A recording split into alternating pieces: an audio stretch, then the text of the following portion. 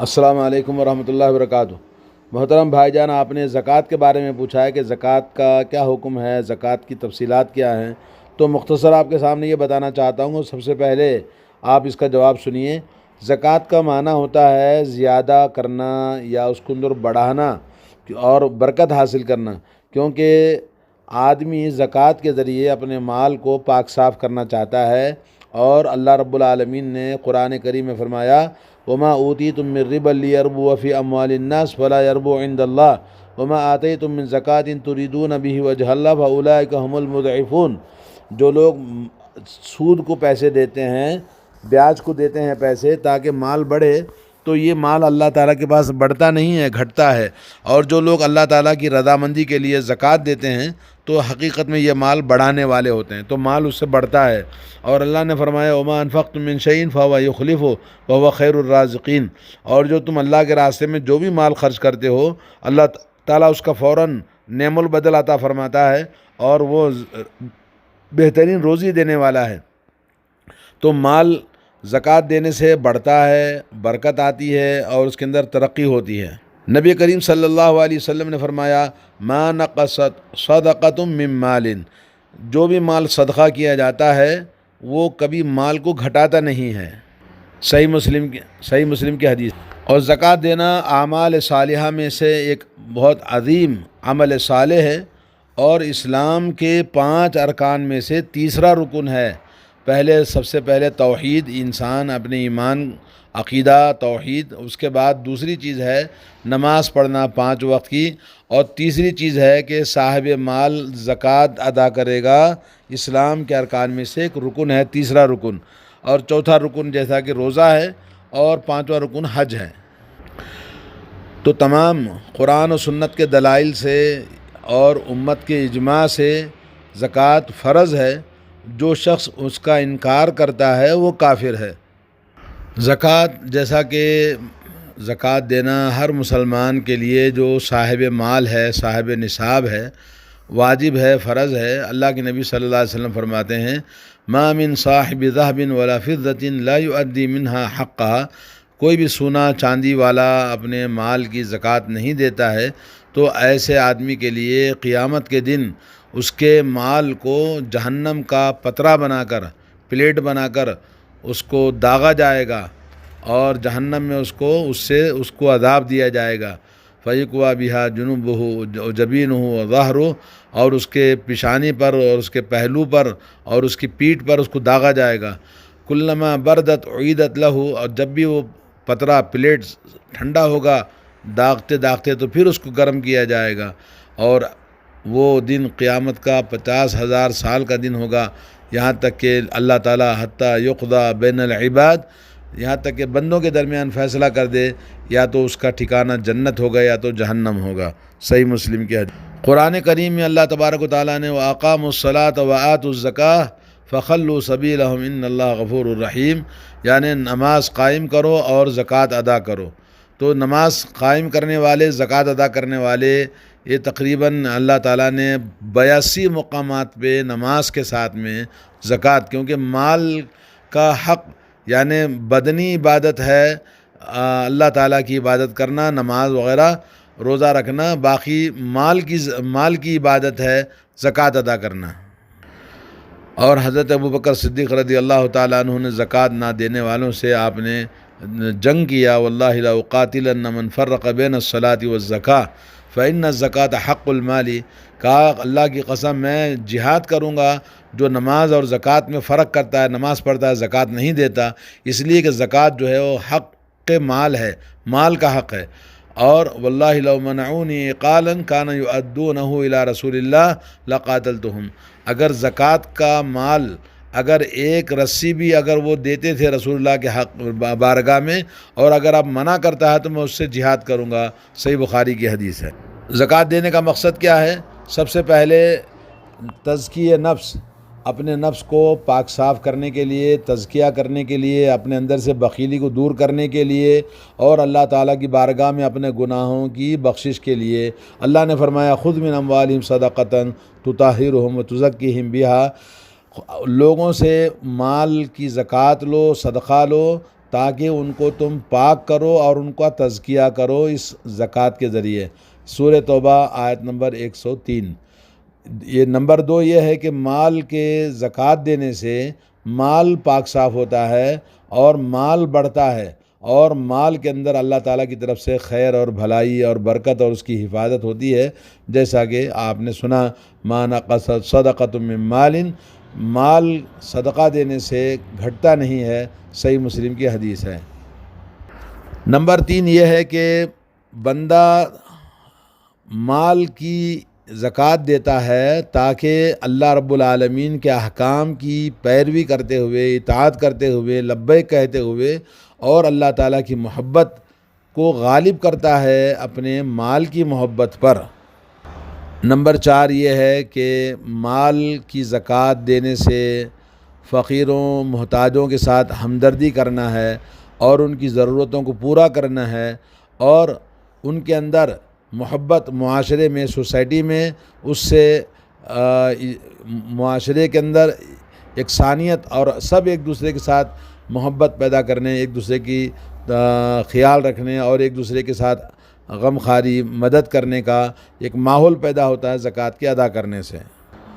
Number 5 یہ ہے کہ آدمی خرچ کرنے کی عادت ڈالتا ہے زکوٰۃ دینے کے ذریعے، اور اللہ کے راستے میں خرچ کرنے کی اس کو عادت پڑتی ہے۔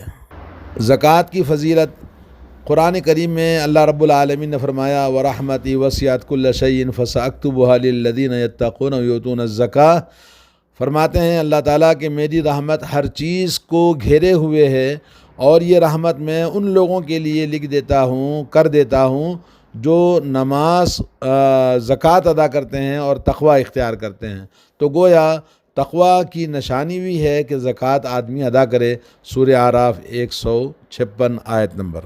اس کی فضیلت میں ایک دوسری اور آیت ہے، اللہ تعالیٰ فرماتا ہے کہ زکوٰۃ دینا گویا اللہ تعالیٰ کی مدد کرنا ہے، جیسے اللہ نے فرمایا وَلَيَنْصُرَنَّ اللَّهُ مَن يَنْصُرُهُ إِنَّ اللَّهَ لَقَوِيٌّ عَزِيزٌ الَّذِينَ إِن مَّكَّنَّاهُمْ فِي الْأَرْضِ أَقَامُوا الصَّلَاةَ وَآتَوُا الزَّكَاةَ، اللہ تعالیٰ یقیناً ان لوگوں کی مدد فرماتا ہے جو اللہ کی مدد کرتے ہیں، بے شک اللہ تعالیٰ بڑا ہی زبردست طاقت والا اور بڑا قوت والا ہے۔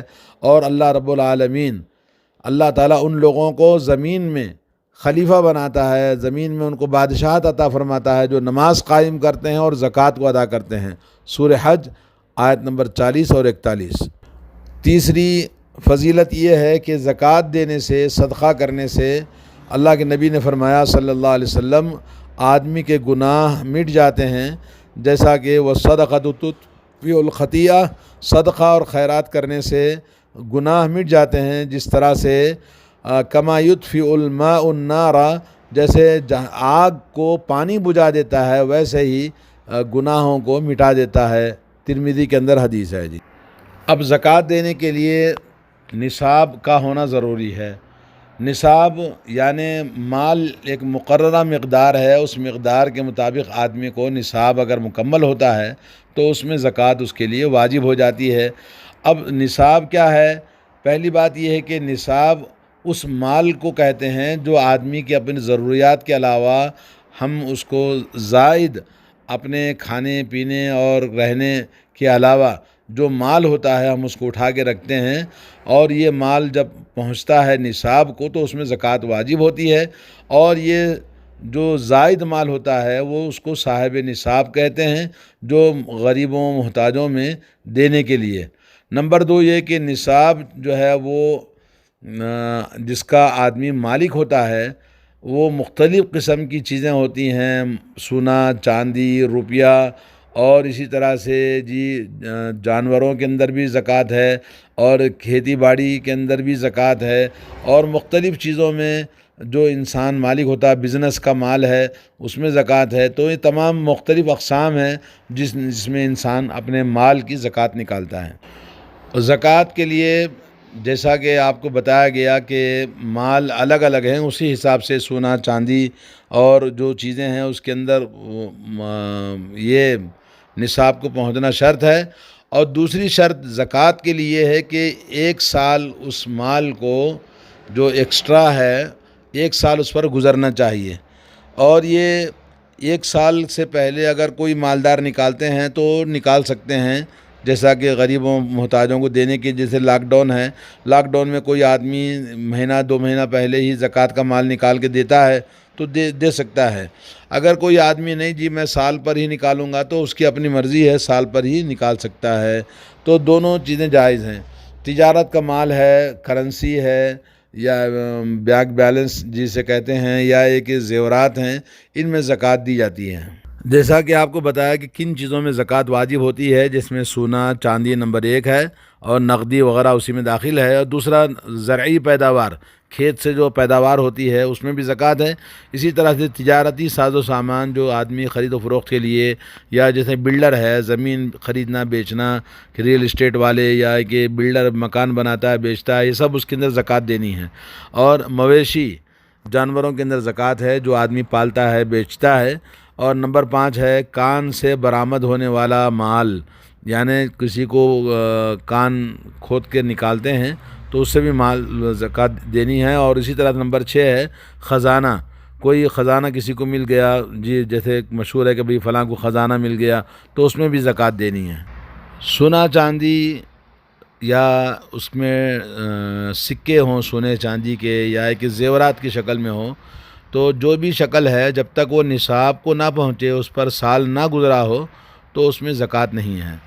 سونے کا نصاب اور اس کی زکوٰۃ اس طرح سے ہے کہ 85 گرام یا اتنی مقدار میں سونا موجود ہو اور اس پر سال گزر جائے تو 2.5% کے شرح کے حساب سے زکوٰۃ واجب ہوتی ہے، یعنی 40واں حصہ ادا کرنا ہوگا۔ یعنی 2.5% زکوٰۃ 85 گرام کے اوپر نہیں، بلکہ شروع سے آخر تک پورے سونے کی زکوٰۃ نکالنی ہوگی۔ حضرت علی رضی اللہ تعالیٰ عنہ فرماتے ہیں جب تک تمہارے پاس 20 دینار نہ ہو تمہارے اوپر زکوٰۃ واجب نہیں ہے۔ جب 20 دینار ہوں اور ان پر سال گزر جائے تو اس میں آدھا دینار بطور زکوٰۃ واجب ہے، اس سے زیادہ ہو تو اسی حساب سے نکالا جائے گا۔ کسی بھی مال میں اس وقت تک زکوٰۃ واجب نہیں جب تک کہ اس پر سال نہ گزر جائے۔ مسند احمد میں اور ابو داؤد میں، بیہقی میں حدیث ہے۔ اور چاندی میں امام مالک رحمۃ اللہ علیہ فرماتے ہیں کہ اس میں کوئی شک نہیں ہے کہ 20 دینار جو کہ زکوٰۃ واجب ہے، اسی طرح 200 درہم میں بھی زکوٰۃ واجب ہے، جو کہ چاندی کے سکے ہوتے ہیں۔ جس چاندی کا وزن، چاندی کا نصاب، جیسا کہ آپ کو معلوم ہے 595 گرام، 595 گرام، یعنی مطلب یہ وقت 600 گرام سمجھ لیجئے۔ 600 گرام چاندی اگر کسی کے پاس ہے تو اس میں زکوٰۃ دینی ہے۔ اور اسی طرح سے سونا چاندی اگر کچھ ہے، مگر اس کے علاوہ کرنسی جو کہ نوٹ، نقدی جسے کہتے ہیں، تو اس میں اگر کسی کے پاس پیسے موجود ہیں بینک کے اندر تو اس کے اندر زکوٰۃ دینی ہوگی اسی حساب سے کہ جب نصاب کو پہنچے تو اس کے اندر 2.5% کے حساب سے، یعنی 1 لاکھ پر 2.5 اور 100 میں 2.5 روپے کے حساب سے۔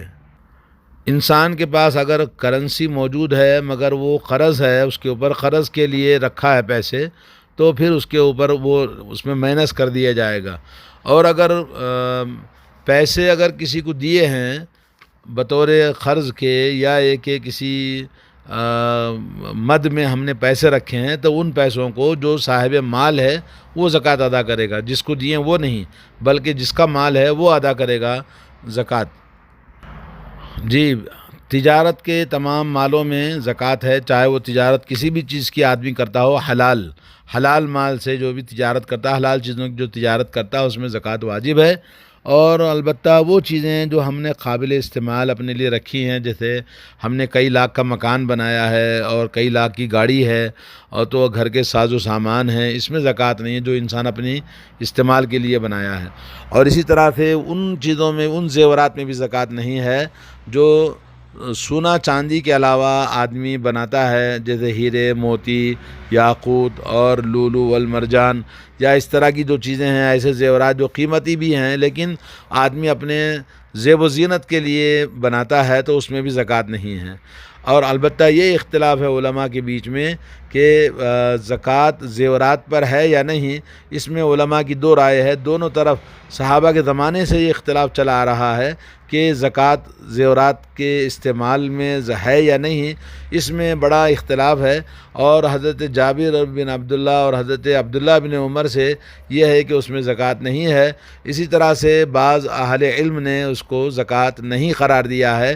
جو زیب و زینت کے لیے، گھر میں پہننے کے لیے، عورت کے لیے جو زیورات ہوتے ہیں، جو خرید و فروخت کے لیے نہیں، مال کے طور پر نہیں، ذخیرے کے طور پر نہیں، بلکہ صرف پہننے کے لیے رکھا ہے، تو اس میں زکوٰۃ نہیں ہے۔ یہ بہت سارے علماء کی رائے ہے، جس میں مذہب شافعی، مالکی، حنبلی موجود ہیں۔ البتہ دوسری رائے ہے کہ اس میں زکوٰۃ دینا چاہیے، کیونکہ بہت ساری وعید آئی ہے احادیث کے اندر زکوٰۃ دینے کی، اور جو زکوٰۃ نہ دے تو اس پر جو وعید آپ نے سنی ہے۔ اور ایک عورت کے اور لڑکی کے کنگن کو اللہ کے نبی نے کہا زکوٰۃ دی ہے، تو اس نے کہا نہیں، تو اللہ کے نبی صلی اللہ علیہ وسلم نے کہا کیا تم چاہتے ہو کہ تمہارے بچی کے ہاتھوں کو جہنم کی آگ کے کنگن پہنائے جائیں؟ تو اس نے کنگن کے نکال کے اللہ کے نبی کے سامنے رکھ دیے۔ کہنا یہ ہے کہ زکوٰۃ دینا افضل ہے اور بہتر ہے، اور یہی احوط ہے۔ سب علماء نے یہی بات کہی ہے۔ اللہ تعالی ہم سب کو اپنے مالوں کی زکوٰۃ نکالنے کی توفیق عطا فرمائے۔ السلام علیکم۔